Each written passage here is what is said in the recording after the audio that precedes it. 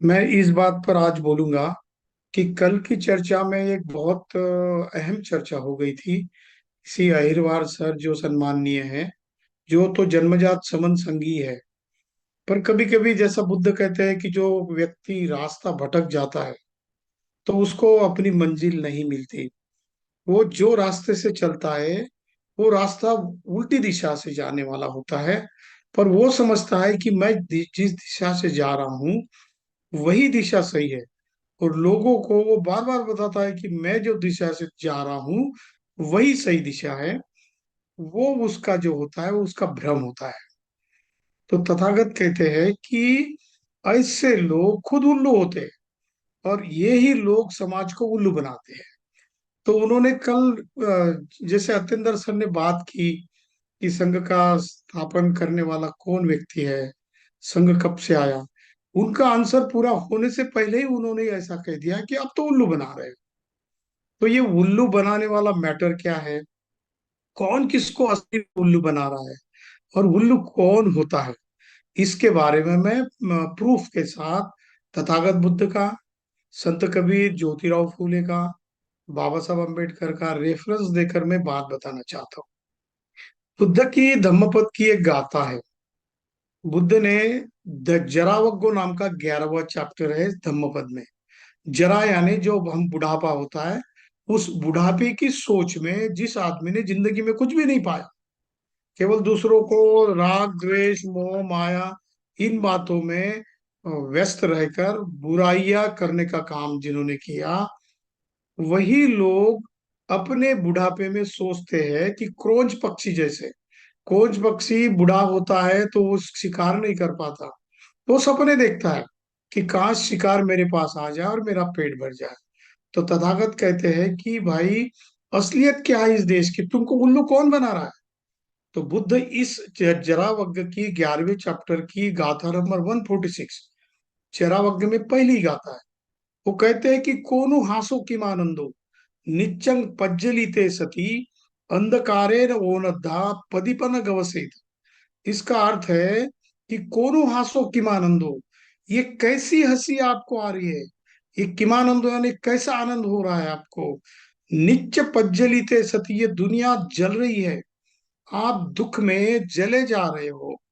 ये जलना क्या है, तो कहते हैं अविद्या रूपी जलना है। तो वो धम्मचक्कपवත්තन सूत्र में उन्होंने इसके बारे में कहा कि आप उल्लू बन कैसे रहे हो। तो कहते हैं कि अप्रिय ही संपयोगो दुखो, यानी जो प्रिय व्यक्ति है वो आपसे बिछड़ जाता है, वो अप्रिय व्यक्ति है वो आपसे मिलता है तो आपको दुख होता है। प्रिय ही विपयोगो दुखो, जो प्रिय व्यक्ति है उसका बिछड़ जाना आपको दुख देता है। एंकिंचिन लभती तंकितेन पंचपादान खंदा दुखा। ये नियम ऐसा है, तथागत कहते हैं कि पांच स्कंद है जिनको हम सुख मानते हैं। क्या पांच स्कंद है, तो कहते हैं कि रूप, वेदना, संज्ञा, संस्कार और विज्ञान। ये पांच स्कंदों से हम लोग बने हुए हैं। स्कंद, स्कंद यानी जो कंद होता है ना किसी फल का, मूल। तो कहते हैं कि ये मूल जो है दुख के, ये दुख के मूल को जो पहचानेगा वो आदमी ना तो उल्लू बना सकता है, तो उससे पहले वो ना उल्लू बन सकता है। तो ये उल्लू बनने की थेरी क्या है, तो ये पांच स्कंद क्या है, तो नाम है, नाम यानी अपना मन। तो तथागत कहते हैं कि मन ये सारी चीजों का बेस है, रूट कॉज है। जब आदमी मन में ही अच्छी या बुरी बात करता है और उसके इर्द गिर्द के लोग, उसके इर्द गिर्द की संस्कृति, उसके इर्द गिर्द की विचारधारा, उसके इर्द गिर्द रहने वाले लोगों की सोच, उनका बिहेवियर अगर बुरा है तो वो इंसान बुरा होता है, बुरे रास्ते से चलता है। वो आदमी उल्लू बनने की ज्यादा संभावना है। और जो आदमी अच्छे लोगों के संगति में रहता है, man is known by his company, अगर वो अच्छे लोगों के साथ रहता है तो उसकी सोच भी यानी उसका मन भी अच्छे विचारधारा से चलता है।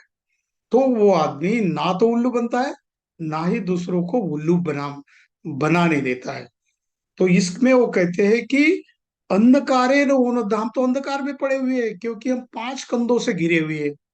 और प्रदीप न गवसे, तो ऐसे में आपको प्रदीप यानी दिया, प्रकाश आपको दिखाई नहीं दे रहा, ऐसी अवस्था आपकी रही तो आप जल्दी उल्लू बन जाओगे, और आप खुद उल्लू हो लेकिन दूसरों को उल्लू बनाने की कोशिश करते हो।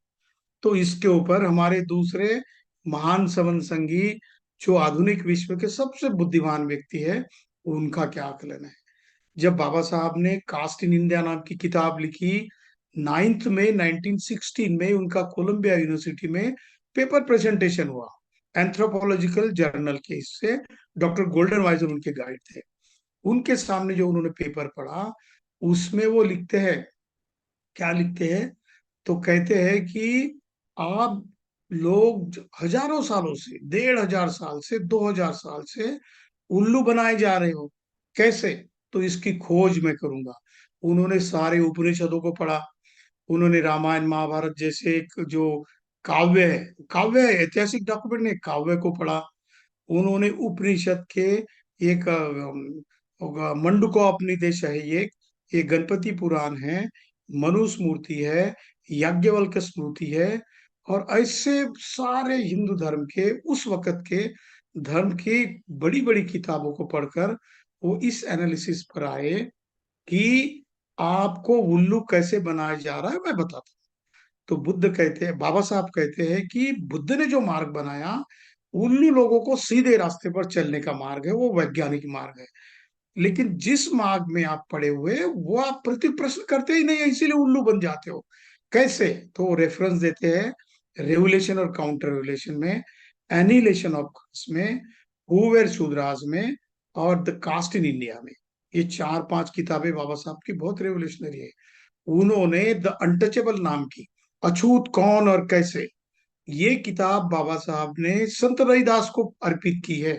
उन्होंने उनको भी अपना गुरु जैसा माना। आपकी उसकी अर्पण पत्रिका देखोगे तो वो कहते हैं कि संत रविदास ने, जो कि संत रविदास को मानने वाले जो रविदासी लोग हैं, वो कहते हैं कि हम बाबा साहब को तो मानते हैं लेकिन बुद्ध को मानने को तैयार नहीं है। वो अपने आप को संत रविदास का पंथ या संत रविदास की विचारधारा को उसी गंदे सड़े धर्म की विचारधारा का एक भाग मानते हैं। तो बाबा साहब ने इसके ऊपर सवाल पूछा। संत रविदास की जो आइडियोलॉजी है, इक्वालिटी के ऊपर आधारित थी। शोषण के खिलाफ उन्होंने बहुत बड़ा संघर्ष किया। संत रविदास और कबीर दास, ये दोनों कंटेम्पररी थे, एक काल में जिए थे, ऐसा इतिहास बताता है। हम लोग 2016 में यूनाइटेड नेशन की कॉन्फ्रेंस में गए थे, न्यूयॉर्क में। यूनाइटेड नेशन की ऑफिस के बस 1-1.5 किलोमीटर के अंतराल में एक बेगमपुरा सोसाइटी नाम का हॉल है। बेगमपुरा नाम की जो थ्योरी है, संत रविदास ने बनाई है, वो बुद्ध की फिलोसॉफी से ली है। संत रविदास कहते हैं कि मन चंगा तो कटौती में गंगा, क्या कटौती में है कि क्या है, पता नहीं। तो वो कहते हैं कि जब तक इंसान का मन सही दिशा में काम नहीं करता, तब तक वो सुखी नहीं हो सकता। इसीलिए इसका उपाय क्या है, तो संत रविदास कहते हैं कि इसका उपाय है बेगमपुरा। बेगमपुरा यानी ऐसी सामाजिक सिस्टम आपको खड़ी करनी है, जो विद्रोह करना है। जो लोग आपके ऊपर सामाजिक तौर पर अन्याय करते हैं, उनके खिलाफ आपको गम ना रहे, इस तरह की व्यवस्था आपको तैयार करनी है। बेगमपुरा सोसाइटी नाम का एक बहुत बड़ा हॉल न्यूयॉर्क में है, जहां पर हम 2016 में इकट्ठित हुए थे और इकट्ठा हुए थे। और वहां पर अमेरिका में जो भारत के अम्बेडकरवादी संत रविदास को मानने वाले जो गुरुद्वारा चलाते, रविदासी गुरुद्वारा, उसके गुरुद्वारा, उसके करीब करीब 250 बुद्धिजीवी लोग थे, उनके बीच में चर्चा चली। तो ये अंतर कैसा कम है, तथागत बुद्ध की फिलॉसफी इक्वालिटी की, और जो जाति व्यवस्था को तोड़ मरोड़ कर रखने की, जाति व्यवस्था को उद्ध्वस्त करने वाली फिलॉसफी संत रविदास की फिलॉसफी है।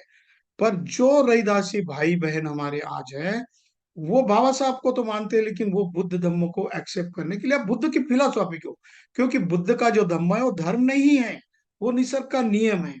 संत रविदास की गाथाओं को या उनकी श्लोकों को, उनकी रचनाओं को आप पढ़ोगे तो सारा का सारा ज्ञान स्वतंत्रता, समानता, बंधुता और न्याय, इन मूलभूत तत्वों के ऊपर आधारित है। ऐसी बात द अनटचेबल, अछूत कौन और कैसे, इस ग्रंथ में बाबा साहब ने रखी है। पर पढ़ेंगे तब जानेंगे ना, वरना हम लोग उल्लू बनकर रहते हैं और जो चीज बुरी है उसी को ऐसा समझते हैं कि यही हमारा ज्ञान है। बाबा साहब ने काउंट रेवुलेशन और काउंटर रेवुलेशन में ऐसे उल्लू लोगों को सवाल पूछा है। उन्होंने कहा कि 1500 साल से आपको उल्लू बनाया जा रहा है, और आप कैसे हो? तो कहते हैं कि जैसे कोई व्यक्ति गंदी नाली के किनारे पे अपना घर बसा लेता है, और वो बार बार कहता है क्या करूं यार, इस नाली का इतना सड़ा गला बास आता है, मेरा जीवन तो त्रस्त हो गया। वो साथी उसको सलाह देता है कि भाई ऐसा करना, इस बस्ती से अपना घर दूसरी बस्ती में हटा ले जहां पर अच्छी सांस मिलती हो, अच्छी सुगंध मिलती हो। कहता है कि नहीं, मैं नहीं बदलूंगा। क्यों? क्योंकि ये मेरे पुरखों ने बनाया हुआ घर है, मैं कैसे छोड़ू? मेरी यहाँ पर हजारों साल की भावनाएं बसी हुई है, मैं इस बस्ती को नहीं छोड़ दूंगा। लेकिन यार क्या करूं, गंदगी से परेशान हूं। तो बाबा साहब ने सवाल किया कि भाई आपको उल्लू बनाया जा रहा है। कैसे? तो आप गंदगी में रहते हो और आप उस गंदी बस्ती छोड़ने को तैयार नहीं हो। तो कहते हैं कि ये जो धर्म तुम ढो रहे हो अपने अपने सिर पर, मैला जैसा आप ढोते हो, वैसा ही एक गंदा विचार तुम अपने शरीर पर, अपने विचारों में ढो रहे हो, ले जा रहे हो। और कहते हो कि ये जो गंदी बस्ती मैं नहीं छोड़ूंगा। इसका मतलब बाबा साहब इन लोगों को उल्लू कहता है कि वो कहते हैं कि आपकी परिस्थिति, आपके दुख का कारण क्या है? तो सोशल सिस्टम है। जिस सोशल सिस्टम को आप अपने दिमाग में बसे हुए हो, ये तुम्हारे विचारों का नोशन है, तुम्हारे मन की भावना है। ये मन की भावनाओं को ध्वस्त करना पड़ेगा। एनिलेशन ऑफ कास्ट में फिर उन्होंने कहा कि आपको उल्लू बना के कैसा जा रहा है? तो कहते हैं कि caste is the notion in the minds of man. जाति व्यवस्था जो है आपको उसी में डुबाए रखती है, और कहती है कि ये जाति व्यवस्था में तुम्हारा उद्धार है। क्यों? क्योंकि तुमने पिछले जन्म में पाप किए थे, और आपको इस जन्म में पुण्य करना है, सारे लोगों की सेवा करनी है, आपको दास बनना है, कोई भी कंप्लेंट नहीं करनी है। चाहे आपके ऊपर अत्याचार हो, अन्याय हो, आपकी बहन बेटियों के ऊपर कुछ गलत सलत बातें हो, तो भी आपने बुरा नहीं मानना। क्योंकि ये सिस्टम जो ईश्वर ने स्टैब्लिश की है, और ईश्वर आपको सजा देता है क्योंकि पिछले जन्म में हो सकता है आपने पाप किया हो। तो बाबा साहब कहते हैं कि ये भावना हटाने के लिए क्या करना पड़ेगा? तो लिखते हैं कि कास्ट इज द डेमन, जाति ये राक्षस है। U turn in any direction, आप किसी भी दिशा में टर्न करो, मुड़ जाओ, ये जाति का डेमन, जो जाति का राक्षस है, आपके आड़े आता है। You will have to kill this monster, ये इस राक्षस को, इस शैतान को आपको खत्म करना पड़ेगा। तो ये शैतान का मूल कहाँ पर है? कहते हैं कि ये शैतान का मूल तुम्हारे धर्म में। जिस धर्म को आप ढो रहे हो, और जिस धर्म को आप छोड़ने की कोशिश तक नहीं कर सकते, सोच भी नहीं सकते। ज्योतिराव फूले ने अपनी गुलामगिरी द स्लेवरी नाम का इंग्लिश का ग्रंथ लिखा, वो मराठी सारी लैंग्वेज में ट्रांसलेट किया है। उसमें वो लिखते हैं कि जो लोग धर्म के नाम से गुलाम बने हुए, उनकी जीवन को आप दुरुस्त करने को जाओगे, उसके साथ बात करोगे, तो गुलाम आपको आपके ऊपर मारने के लिए तैयार होगा, लेकिन आपका धर्म छोड़ने छोड़ने के लिए तैयार नहीं होगा। तो ज्योतिराव फूले कहते हैं कि ये मूर्ख लोग हैं, ये उल्लू बनाए हुए लोग हैं। इनको आप कितना भी कोशिश करो, लेकिन धर्म की, उनके मन पर, उनके सॉफ्टवेयर में इतना जड़ जो जा चुका है, ये तोड़ने को तैयार नहीं। ये लोग उल्लू लोग हैं। और ये प्रति प्रश्न करेंगे जब भी समन संघ का कोई व्यक्ति आपको बताने जाएगा कि भाई ये जो इक्वालिटी वाला, ये सोशल इक्वालिटी वाला, सोशल वाला, फ्रैटर्निटी वाला, बंधुता वाला, और लिबर्टी वाला, स्वतंत्रता वाला जो विचार मैंने संविधान में डाला है, ये विचार आपके कल्याण का मंत्र है। पर कहते हैं कि जो उल्लू है, वो समझने को तैयार, वो चाहता है कि जाति व्यवस्था वैसी बनी रहे और मुझे सारे अधिकार मिले। तो बाबा साहब कहते हैं कि एक म्यान में दो तलवारें नहीं बैठ सकती। आपको कहते हैं कि या तो डेमोक्रेसी को चुनना पड़ेगा, लोकतंत्र को चुनना पड़ेगा, या फिर आपको विषमता भरा हुआ उस धर्म का सड़ा गला विचार आपके मन में रखना पड़ेगा। आप या तो उस सड़ी गली व्यवस्था को फेंक दो, उस गंदी नाली के बगल में आपकी जो बस्ती है, उस बस्ती से आपको बाहर निकाल कर, जहां पर सुगंध आता हो, जहां पर फूल हो, बाग हो, बगीचे हो, उस एरिया में आप तक जाकर बसने की व्यवस्था तब जब तक नहीं करोगे, तब तक आप उल्लू बनते रहोगे। क्योंकि समाज का जो व्यक्ति है वो क्या कहता है? बाबा साहब लिखते हैं कास्ट इन इंडिया में, हुवेर शुद्राज में और एनिलेशन ऑफ कास्ट में, तो ये कहते हैं कि जड़ कहाँ पर है? तो कहते हैं कि सारे कर्मों की, तुम्हारे विचारों की, तुम्हारी मानसिकता की जड़ है, वो शास्त्रों में है। शास्त्र को कहा गया है कि ये ऊपर से आए हुए हैं, टपके हुए हैं। किसी ईश्वर ने ये व्यवस्था तैयार की है। बुद्ध ने चैलेंज किया काकतीय ब्राह्मण के साथ, उस वक्त के वमन व्यक्ति के साथ बुद्ध का वे हुआ, डायलॉग हुआ। वो कह रहा था काकती कि हे गौतम, तुम हमको हमारी व्यवस्था को मानने को तैयार ही नहीं है। सारे लोगों को आप इक्वल मानते हो। जो जो जिनको स्पर्श करने का अधिकार नहीं, प्रकृति चांद डाला है, किसा गौतमी है या सुनीत जो भंगी का काम करता था उस वक्त का, ऐसे लोगों को तुमने इस तुम्हारे व्यवस्था में लाया, हमारा तो पेट बैठ बिठा दिया गया। आप बुरा काम कर रहे हो गौतम।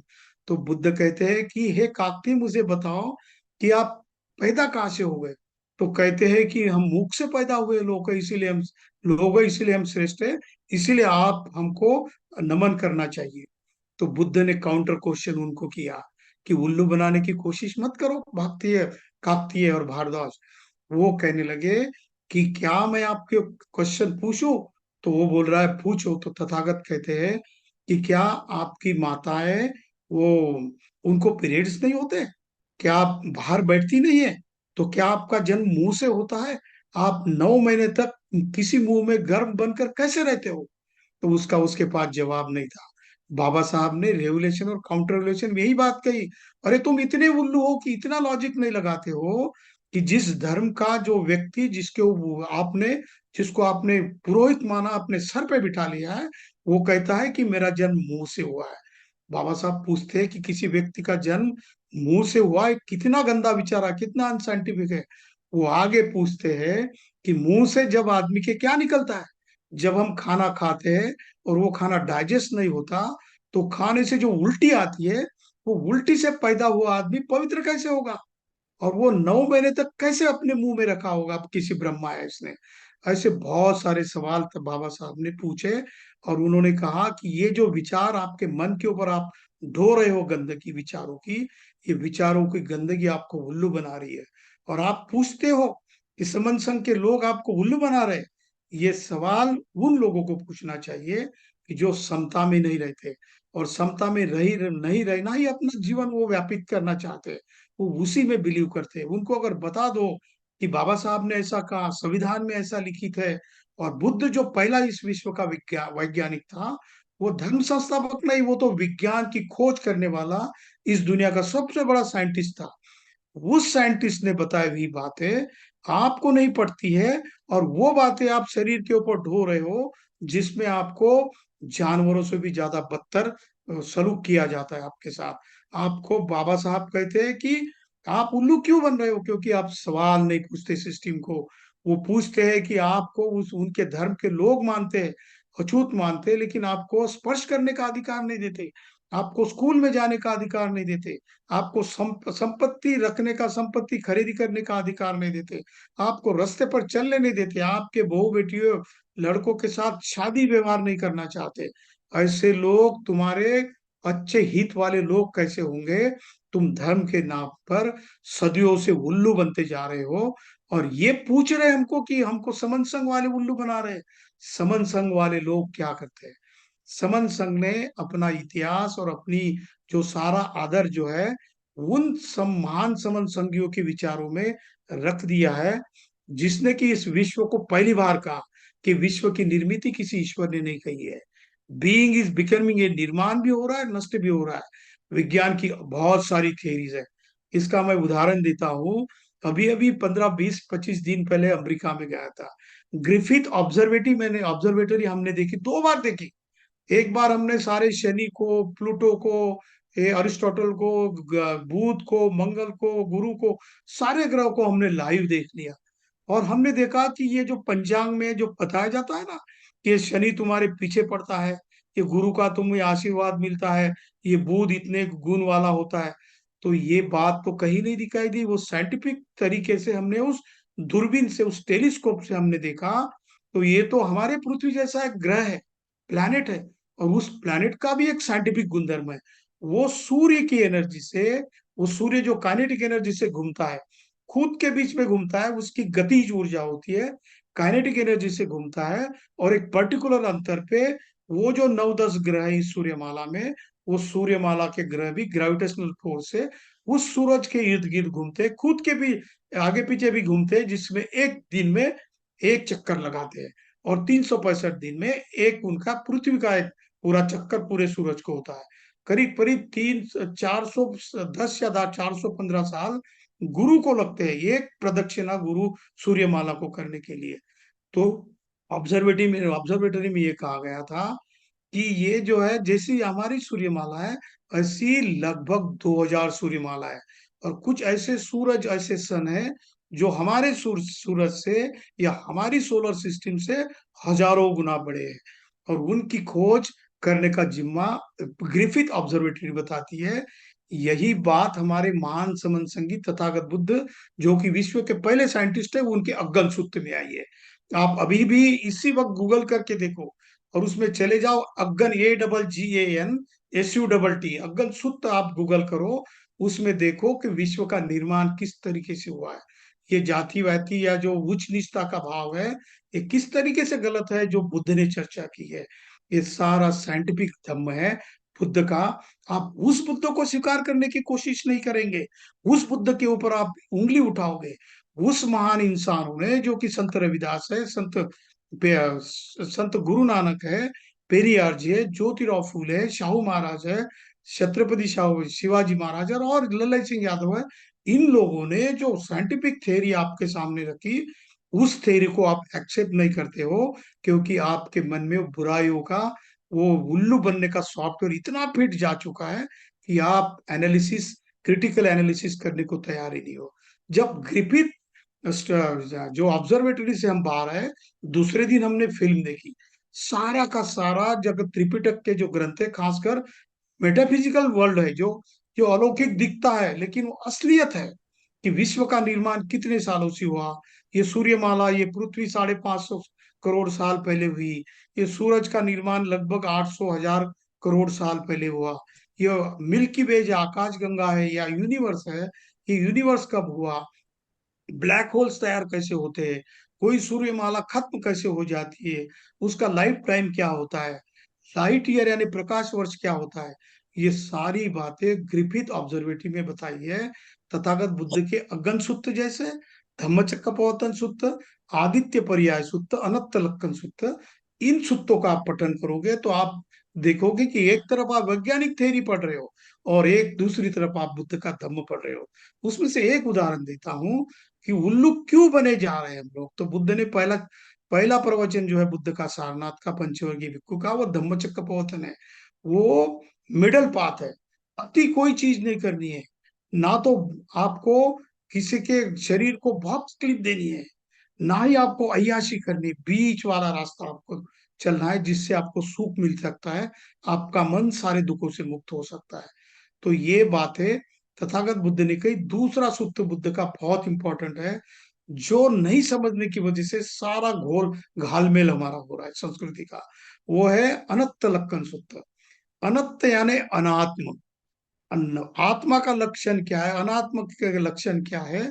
और इससे सारे भारतवर्ष का, इतना ही नहीं, सारे इंडियन सब कॉन्टिनेंट का, जैसे पाकिस्तान है, अफगानिस्तान, जिस देशों में सम्राट अशोक का जम्बूद्वीप था, करीब करीब 10-12 कंट्रीज है।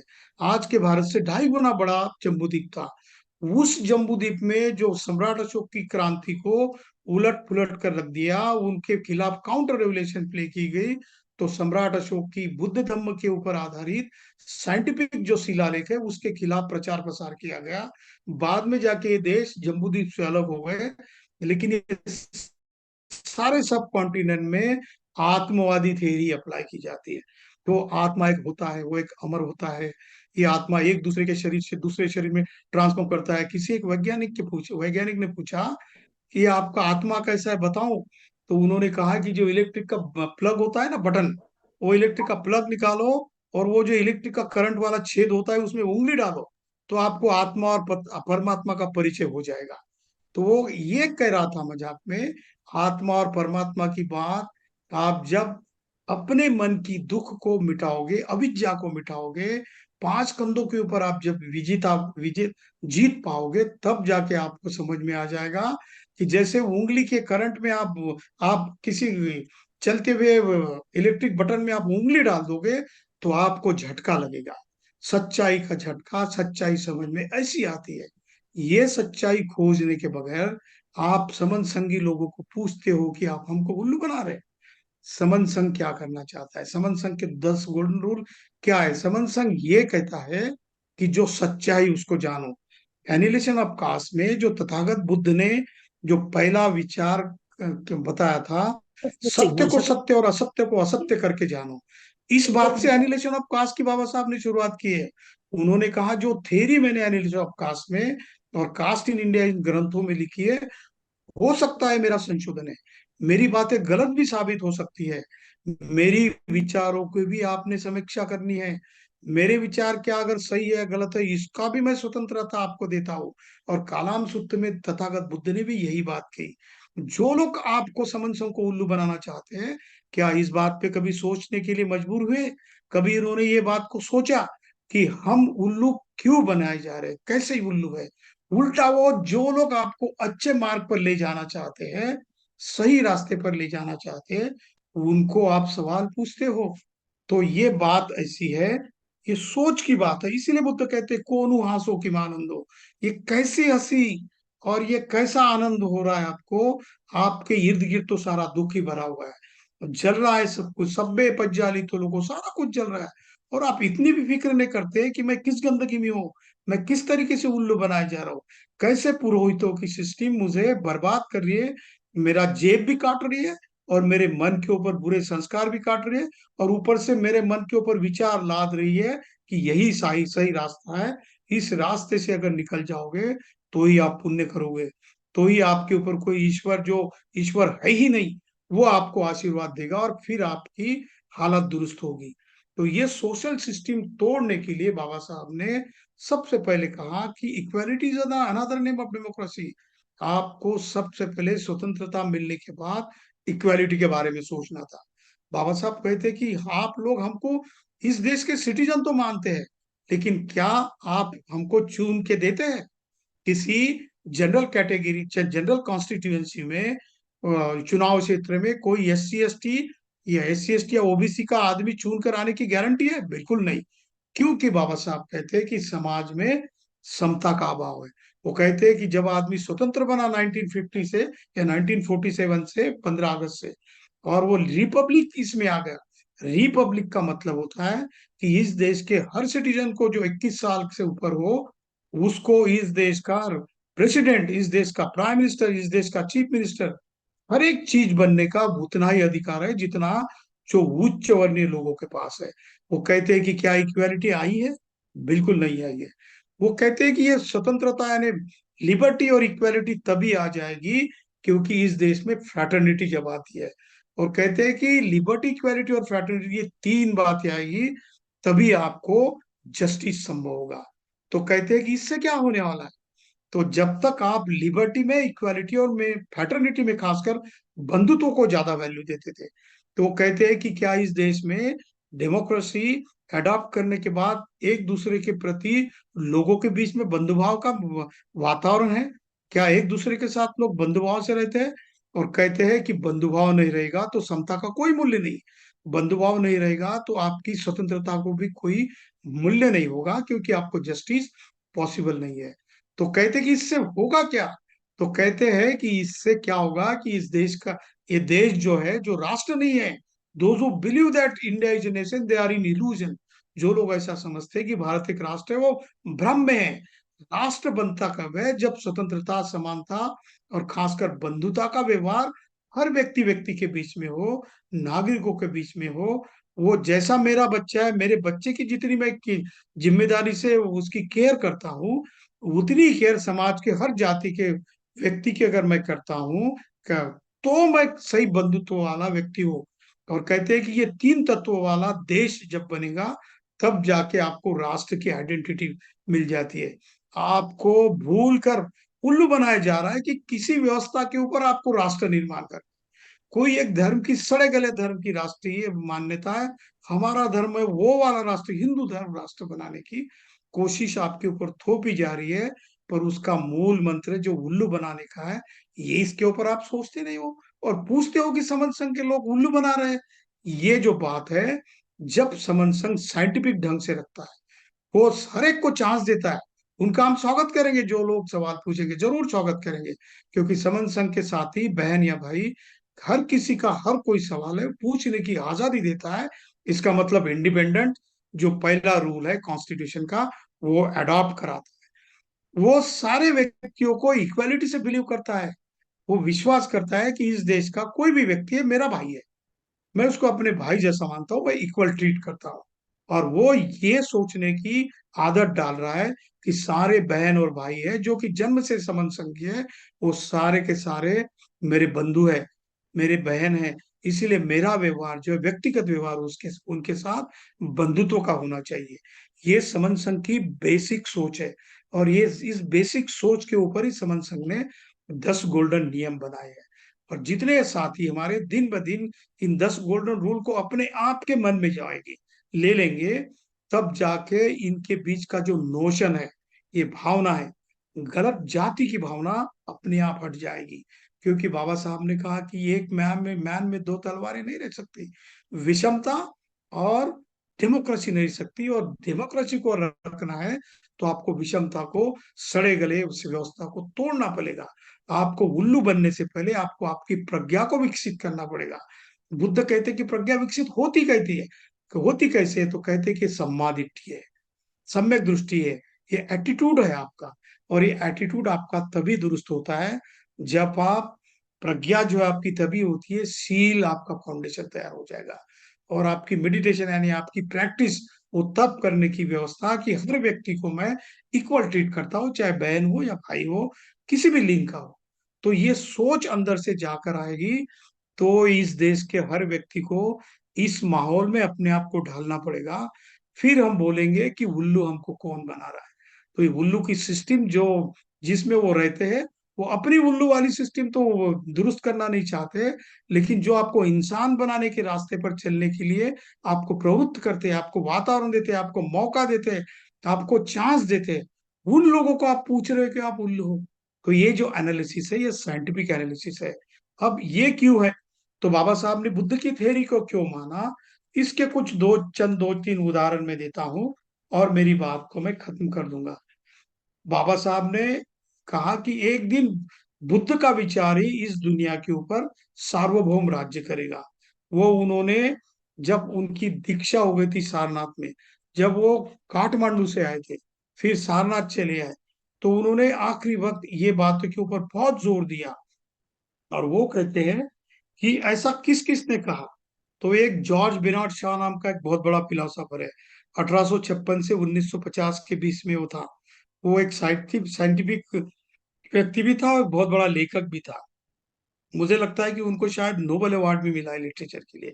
उन्होंने कहा है कि बुद्ध का विचार ही ऐसा एकमात्र विचार है जो विज्ञान की सोच सिखाता है। वो अंधश्रद्धा से परे रखने की कोशिश करता है और उससे बिल्कुल दुश्मनी रखता है अंधश्रद्धा से। और वो आगे लिखते हैं कि केवल बौद्ध धर्म से ही स्त्री पुरुष की समानता संभव है। और वो कहते हैं कि इंसान को पशु से हटाकर, जो पशुगत जीवन जो जी रहा है, खासकर जो अछूत व्यक्ति है, जो समाज से पिछड़ा हुआ व्यक्ति है, उसको पशु के जीवन से लेकर प्रेम, दया, मैत्री, करुणा का व्यवहार करके एक इंसान बनाने की व्यवस्था ये तथागत बुद्ध का विचार कर सकता है। ये जॉर्ज बेनार्ड शॉ। दूसरा हर्बर्ट जॉर्ज वेल्स करके, वो 1866 से लेके 1946 के बीच में बहुत बड़े फिलोसोफर थे। उन्होंने सारे रिलीजन का अभ्यास किया था। उनकी किताब है दुनिया का संक्षिप्त इतिहास। उसमें वो लिखते हैं कि तथागत बुद्ध सबसे ज्यादा धम्मिक पुरुष थे। धम्मिक यानी कौन, जो विश्व के नीति नियम का पालन करने वाला सबसे बड़ा व्यक्ति। धम्मचारी सुख सेनती अस्मि लोके परम निच्च। जो हर व्यक्ति को मैत्री, करुणा, मुदिता और उपेक्षा की भावना से देखता है, वो सही धार्मिक है। और वही व्यक्ति दूसरों को सुख दे सकता है।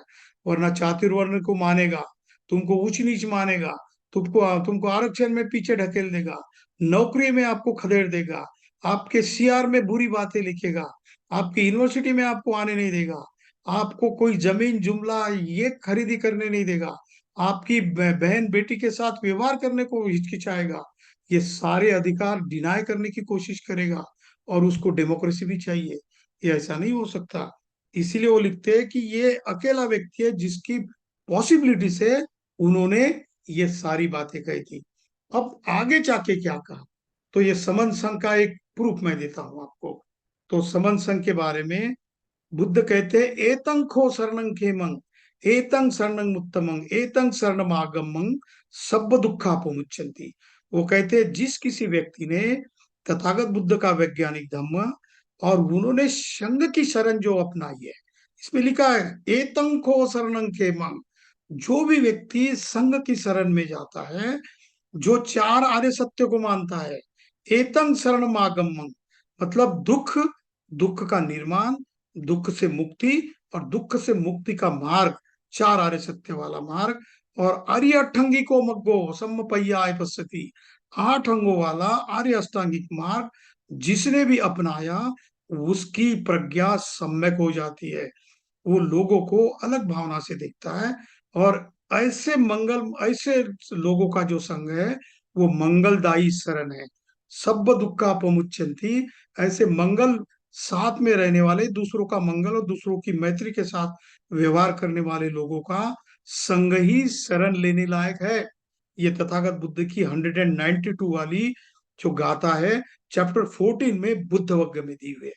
तो ये सारी इतनी बातें देखने के बाद आपको कहीं लगता है कि समन संघ के लोग ये सारी फिलॉसफी अडॉप्ट कर रहे हैं और किसी को उल्लू बना रहे हैं? ये तो इससे साबित होता है कि आप अज्ञान में बने रहना चाहते हो, आप साइंटिफिकली किसी चीज का एनालिसिस नहीं करना चाहते हो, आप कालाम सूत्र को नहीं अपनाना चाहते हो, आप यही पश्चिम को की स्वतंत्रता होने की जो खोज है उसको अपनाना नहीं चाहते हो, जो इक्वालिटी लिबर्टी फ्रैटर्निटी की और जस्टिस की व्यवस्था को, जो दो कॉन्स्टिट्यूशनल कमरे व्यवस्था है, बनाए हुए हैं, उसको नहीं अपनाना कुछ चाहते हो लड़की और लेके दूसरों को आना आप उल्लू बनाने की है व्यवस्था करते करने हो। को। ऐसे से आपके दुख कभी खत्म नहीं होने वाले। ये सारी फिलॉसफी समन संघ ने अपनी निजी फिलॉसफी बनाई है, हमारी सांघिक फिलॉसफी बनाई है। इसीलिए संघ को शरण जाना है, और इसीलिए संघ के प्रति अगर किसी के मन से, किसी के दिमाग से, किसी के बात से कुछ बुराई होती हो, तो संघ को शरण भी मांगनी है, संघ को माफी मांगनी है।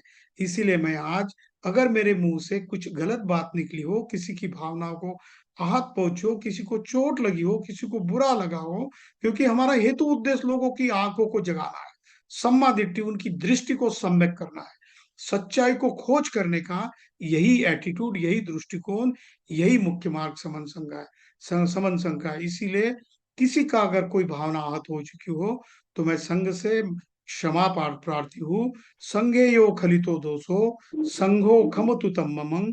जय भीम, नमो बुद्धाय, संघं नमामि, जय संविधान।